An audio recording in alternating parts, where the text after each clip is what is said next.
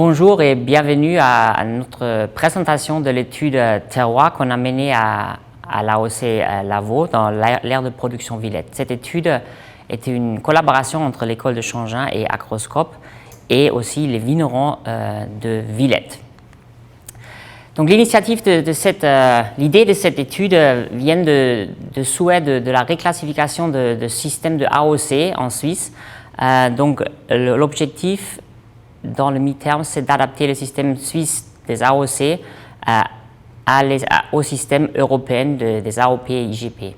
Donc l'idée qui venait des vignerons de Villette, c'était de fournir ou d'élaborer une méthodologie pour caractériser les différentes zones d'un vignoble sur la base des données scientifiques du comportement de la vigne à l'échelle du vignoble, dans le cas de Villette, qui est un vignoble de 140 hectares. Donc c'est dû à cette initiative que nous on a commencé à faire cette étude en 2017. Pour notre étude, dans l'AOC Lavaux, qu'on voit ici, qui est un AOC avec 140 hectares de vignes, la plupart plantées avec de chasselas, il y a l'aire de production Villette, qu'on voit ici avec 140 hectares, tout planté avec chasselas, ou quasiment tout planté avec chasselas. Dans cette appellation, dans cette aire de production, on a choisi un réseau représentatif de 22 parcelles que vous voyez ici, toutes avec les vignes de même âge, ou à peu près de même âge pour des raisons de comparabilité, entre 15 et 25 ans, et tout planté sur 3309. Donc ça, c'est un réseau qui permet de faire une étude de terroir assez unique parce que c'est rare dans le monde entier qu'on a une appellation tellement petite avec une multitude d'expositions et d'altitudes différentes. Avant de parler physiologie et composition de baies, je voulais montrer quelques cartes qu'on a fait, les cartes pédoclimatiques. Donc ici, vous voyez les altitudes des différentes parcelles et on voit qu'on a déjà un très grand gradient, un gradient exceptionnel si on veut, qui varie entre 375 mètres et 550 mètres entre les parcelles les plus basses et les plus élevées. Donc ça correspond déjà à une différence théorique de température entre 1,2 et 1,8 degrés, qui est un gradient assez important.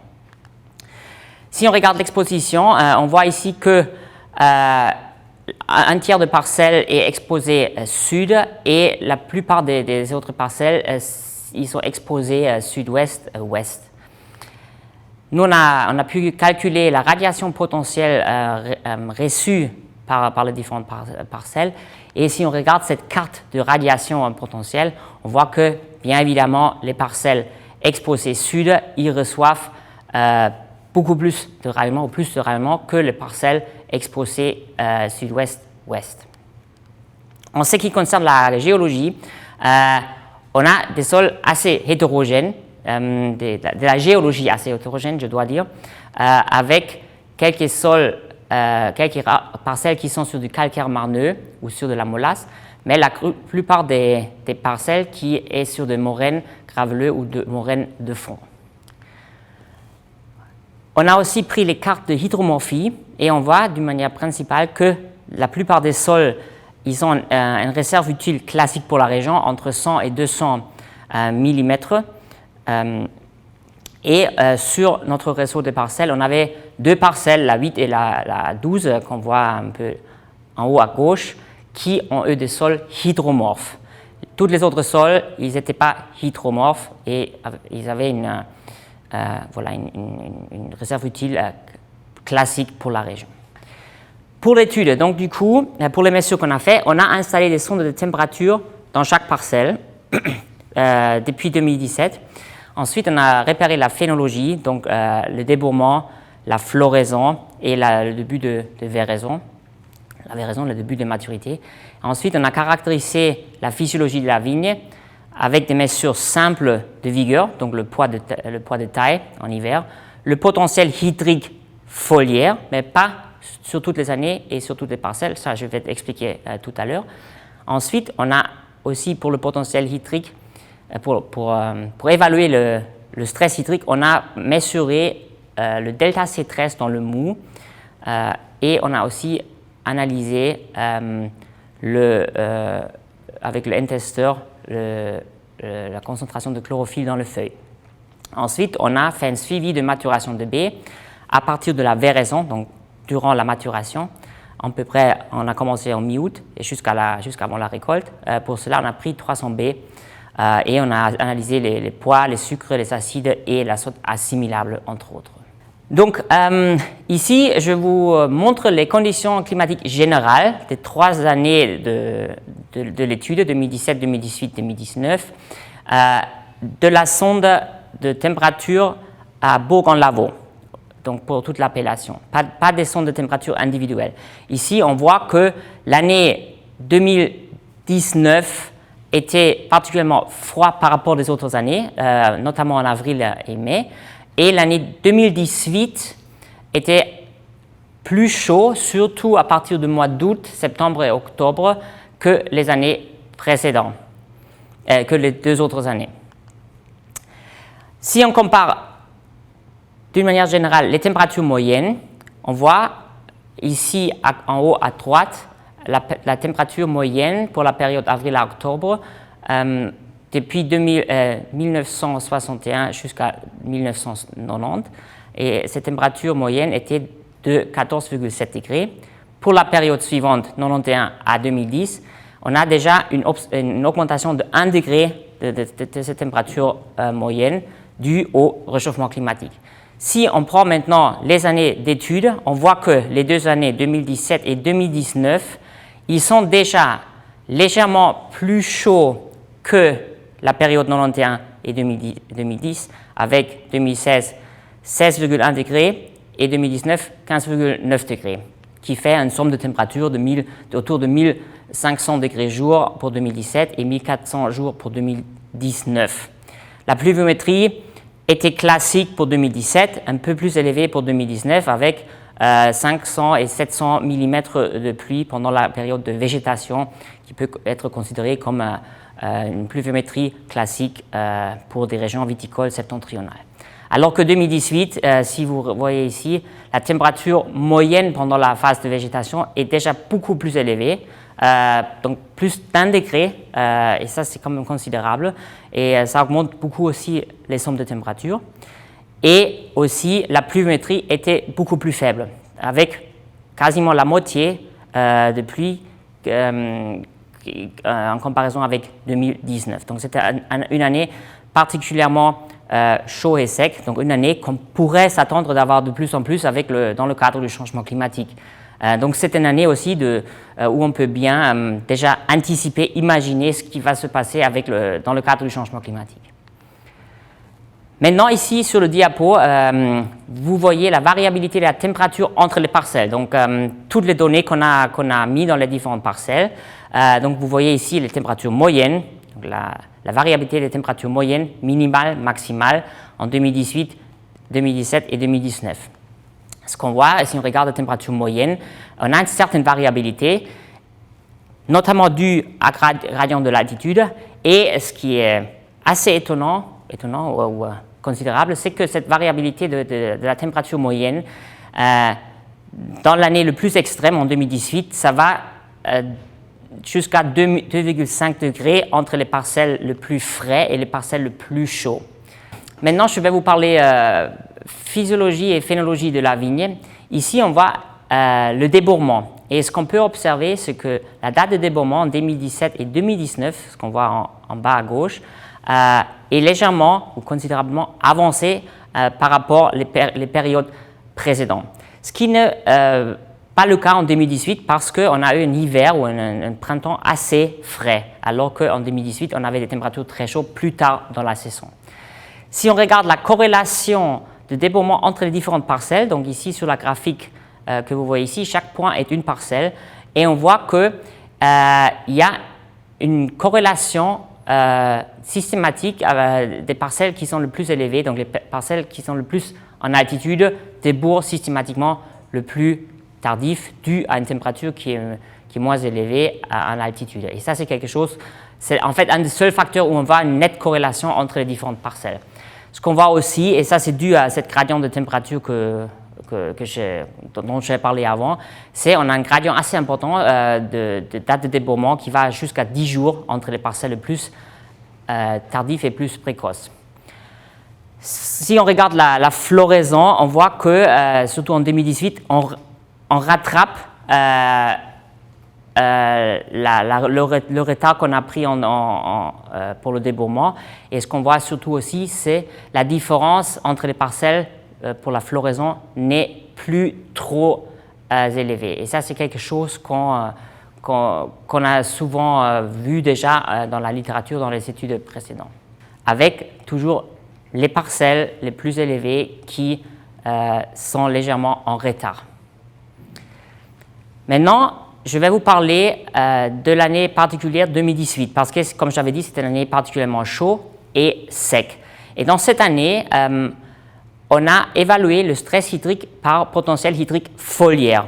Dans les autres années, on n'a pas fait ça parce que c'est une mesure qui prend beaucoup de temps et surtout qui est difficilement réalisable sur un réseau si grand. Mais comme l'année 2018, comme vous voyez ici sur la photo, on avait observé un stress hydrique bien marqué par des extrémités de rameaux qui ralentissaient la croissance, mais aussi des feuilles qui jaunissaient. Donc là, on a dit on va évaluer cette potentiel hydrique foliaire qui était dans certaines parcelles assez élevée, comme vous voyez ici sur cette graphique-là, qui allait jusqu'à 1,5 ou moins 1,5, moins 1,4 mégapascal.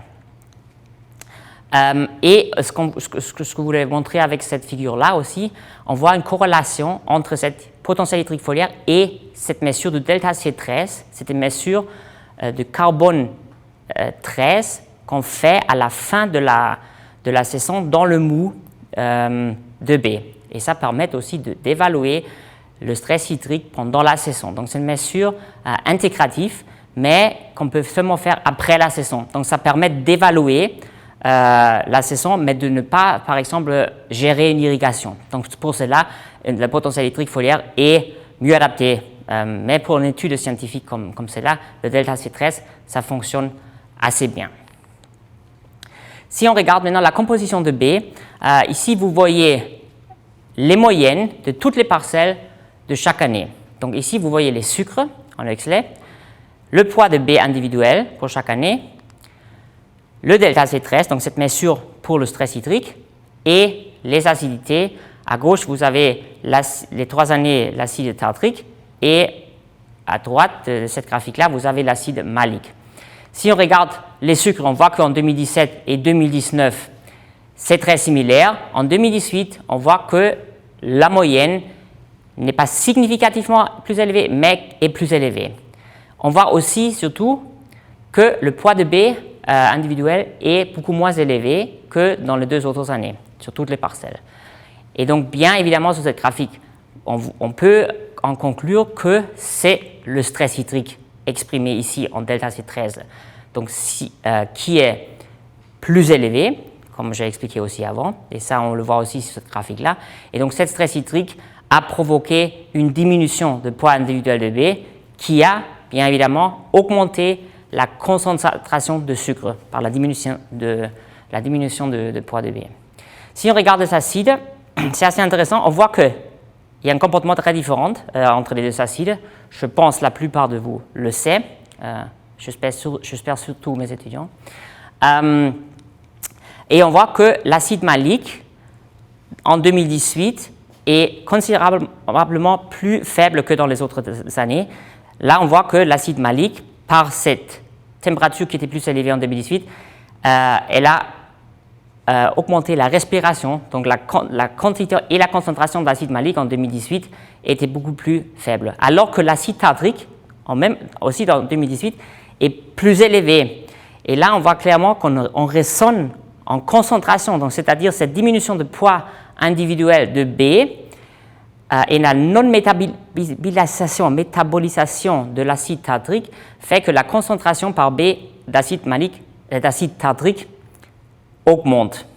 Si on continue avec d'autres composants, ici vous avez l'azote, parce qu'on sait qu'un stress hydrique normalement baisse l'azote assimilable dans le mou. Ici, on voit qu'il n'y a pas vraiment une grande différence dans les différentes années, mais c'est très probablement parce qu'on a déjà des niveaux assez bas sur tout le réseau. Okay, c'est ça qu'on peut retenir, que le niveau d'azote assimilable dans le mou est généralement très faible dans le réseau où on a fait l'étude.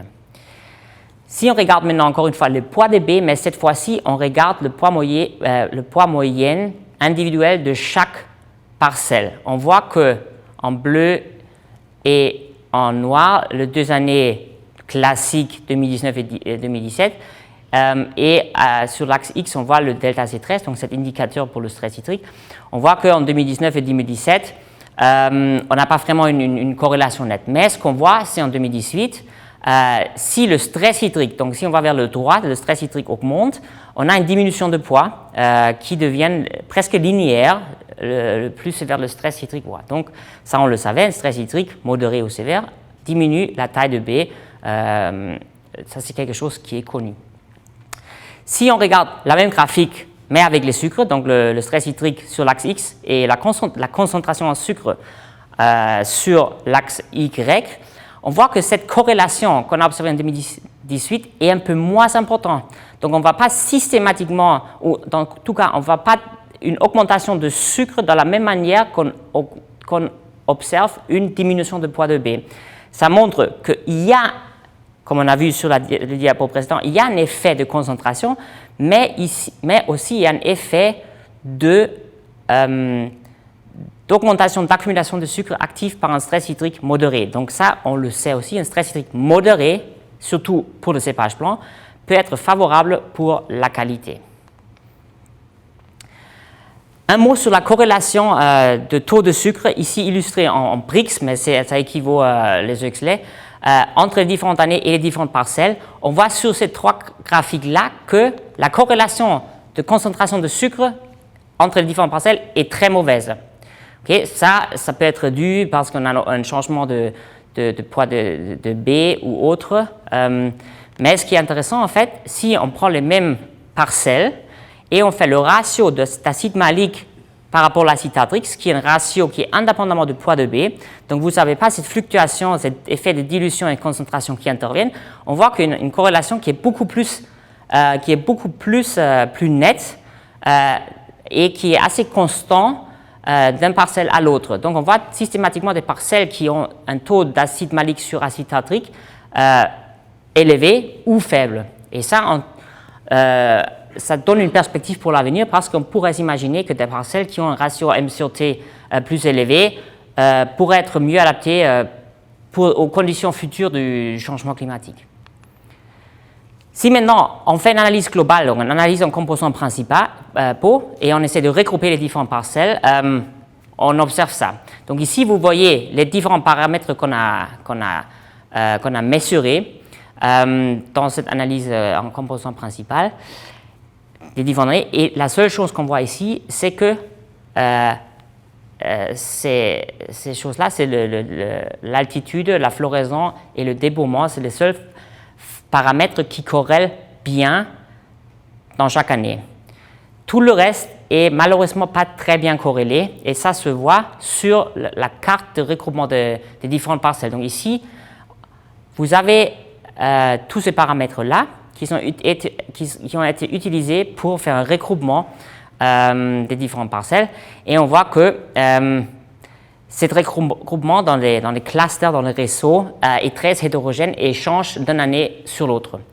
Donc là, on peut conclure qu'un effet, surtout dans le réseau où on a fait l'étude, l'effet millésime est plus important qu'un effet sol pour le regroupement des parcelles. C'est ce qu'on pourrait conclure de cette analyse. Encore un dernier mot, quelques réflexions sur l'accumulation de sucre et sur la fameuse maturité physiologique. Ça, c'est quelque chose qui est assez intéressant et je pense que ça peut être très intéressant de considérer ça. Ici, vous voyez la concentration en sucre. Peu importe si c'est Brix, Huxley ou densité, c'est ça veut dire la même chose d'une manière physiologique. Et on voit 3 groupes. Et sur cette courbe-là, vous avez un axe X, vous avez la date d'échantillonnage, et l'axe Y, c'est la concentration en sucre. Dans ce cas-là, c'est en Brix. Et on voit que à partir du premier échantillonnage, le sucre augmente d'une manière linéaire et à la fin, ça plafonne légèrement. Mais d'une manière générale, ça augmente. Et ça, ce que vous observez, si vous mesurez la densité ou les Huxley, vous observez une augmentation continue jusqu'à la vendange. D'une manière physiologique, ce qui peut être intéressant, ce que je fais ici, c'est de convertir cette concentration de sucre en quantité par B, tout simplement en multipliant la concentration par le poids de B moyenne. Et ça donne une indication sur la maturité physiologique. Donc, ça vous dit quand la baie a activement arrêté à accumuler, à décharger le sucre dans la baie. Et là, vous voyez la première groupe que vous voyez ici, on voit que les parcelles, ils sont déjà 3 dates avant la dernière échantillonnage arrêtés à accumuler des sucres d'une manière active. Donc tout le reste, ce qu'on observe à partir de cette date-là, c'est une concentration due au fait environnemental. Ici, vous avez une groupe qui arrête l'accumulation de sucre plus tardivement. Et ici, un autre qui a encore un autre cinétique. Donc, ça vous montre, ça vous renseigne sur en fait, le comportement physiologique de votre maturation et ça peut vous donner une idée de qu'est-ce qui se passe au niveau de l'accumulation dans votre baie de raisin. Pour conclure, donc qu'est-ce qu'on peut retenir? On peut retenir que c'est très difficile à regrouper des terroirs viticoles, surtout quand vous avez des sols qui sont plutôt homogènes. Là, c'est difficile de regrouper vos parcelles à travers des mesures simples, physiologiques et qualité de baie. Et on voit que, surtout ici, c'est que l'effet millésime est plus important que l'effet terroir au sol pour cet regroupement. Ça ne veut pas dire que l'effet sol n'est pas important, ça veut juste dire que pour le regroupement des parcelles, ça change d'un millésime à l'autre, surtout dans notre cas où on avait avec 2018 un millésime assez particulier par rapport aux autres. Ce qu'on voit aussi sur ce réseau, qu'on a une très grande variabilité spatiale de la température qui est due principalement aux différentes altitudes. Et ça, c'est le seul facteur qui est dominant et persistant entre les différentes années. Donc ça, c'est une chance pour l'avenir parce que ces parcelles-là, comme j'ai montré avant, il y a un gradient de 2,5 degrés de température entre les parcelles les plus froides et les plus chaudes. Donc c'est clair que les adaptations agronomiques, donc les effeuillages précoces, tardifs, le changement de SFE par kilo de raisin, tout ça, il faut le prendre en compte en prenant en compte les différentes caractéristiques de parcelles. Et aussi l'adaptation de cépage et porte-greffe, il faut aussi, dans l'avenir mis à long terme, il faut le prendre en compte, mais il faut l'adapter à cette diversité des terroirs. Et il ne faut surtout pas aussi oublier qu'on a une sélection clonale qui est très développée en Suisse et on sait que surtout avec du chasselas, un vieux cépage, on a une très grande diversité des clones. Donc il faut aussi prendre ça en compte d'adapter le clone plus ou moins précoce aux conditions pédoclimatiques qu'on a sur des différents réseaux de terroirs. Ce qui est aussi quelque chose qui est très intéressant, qu'on observe toujours, ou que vous observez depuis toujours, les collègues, que le chasselas, il a l'air d'être une très grande plasticité d'adaptation. Okay? On sait qu'on fait des chasselas de très bonne qualité dans les cantons très différents, où on a des conditions climatiques très très différentes. Et ça, c'est quelque chose qui est assez exceptionnel si on compare avec d'autres cépages, où on n'a souvent pas cette plasticité du chasselas. Donc, je vous fais encore une dernière remarque. Donc, si vous voulez avoir plus de détails sur ces études-là, vous pouvez consulter les 2 publications qu'on a faites dans la revue suisse ou en 101. Pour conclure la présentation, je veux remercier surtout les viticulteurs de Villette qui ont mis à disposition les parcelles, qui ont lancé l'idée, notamment Louis-Philippe Auvard et Jacques Chauly.